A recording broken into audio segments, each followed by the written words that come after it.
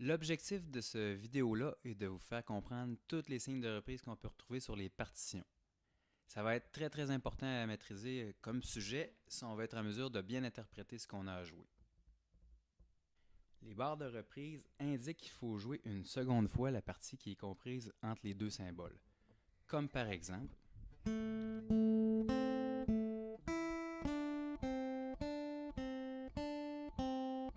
reprise,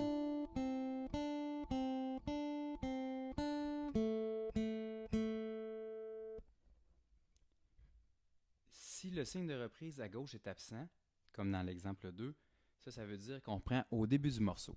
Comme par exemple,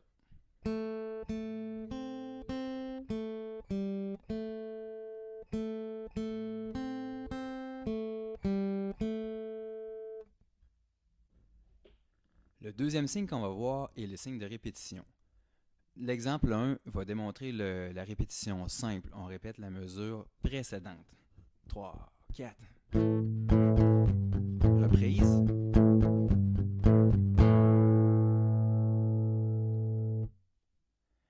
L'exemple 2, c'est pratiquement le même signe, mais on peut voir que le signe est double et à cheval sur deux mesures. Ça veut dire qu'on va reprendre les deux mesures précédentes.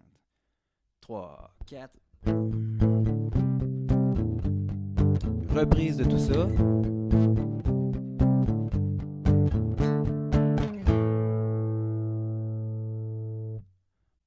Les boîtes de reprise constituent un autre signe qu'on voit très souvent sur nos partitions. Il s'agit d'une reprise où chacune des boîtes va être jouée qu'une seule fois. Par exemple, si on prend l'exemple 1, je fais les mesures 1 et 2. Il y a reprise, je refais la mesure 1 et je saute directement à la mesure 2 sans refaire la mesure 1. Donc, je fais l'exemple avec la guitare. Exemple 1. 3, 4.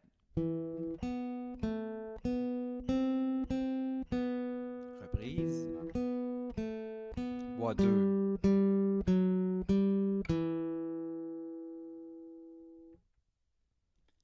L'exemple 2 est un petit peu différent dans le sens que il y a une boîte 1, une boîte 2 et une boîte 3. Mais la boîte 1 et 2, c'est la même. Donc, ça va être joué deux fois. Ensuite, on va reprendre et on va sauter directement à la boîte 3. J'en fais la démonstration. 3, 4. Reprise. Reprise. Boîte 3 ici.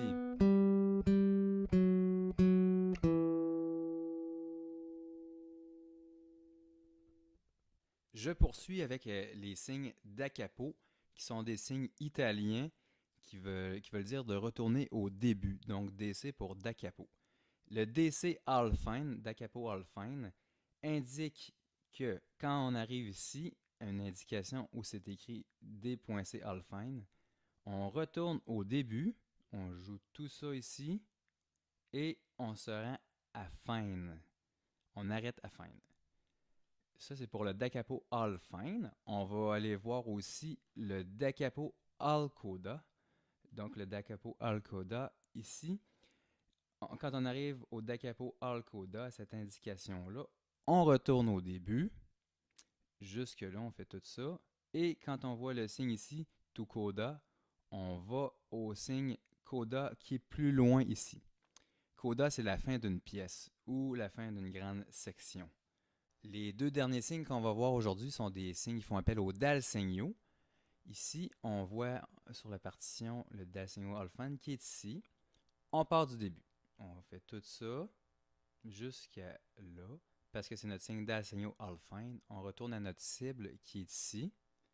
Et on va faire tout ça jusqu'à temps qu'on rencontre le mot fine. À ce moment-là, ça va être la fin de notre pièce.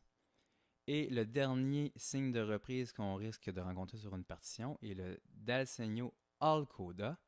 Donc, dans le dal segno al coda, on part ici du début. On joue tout ça, jusqu'à ici, ma flèche. Le dal segno al coda. Ça m'indique de retourner au dal segno qui est situé ici. Et je joue ça, ça et ça. Ce signe-là, to coda, m'indique d'aller ici à la coda, qui est la fin de la pièce.